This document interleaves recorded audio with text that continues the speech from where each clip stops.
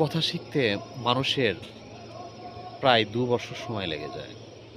কিন্তু কোথায়, কিভাবে, কি কথা বলতে হয়, এটা শিখতে একজন মানুষের সারাটা জীবন লেগে যায়। তারপরেও মানুষ ভুল করে কথা বলতে গিয়ে। আর এই ভুল কথার ব্যাখ্যা দিতে গিয়ে জীবনের অনেকটা সময় নষ্ট হয়ে যায়। জীবনের মানুষের মুখের কথাতেই জয়, মুখের কথাতেই ক্ষয়।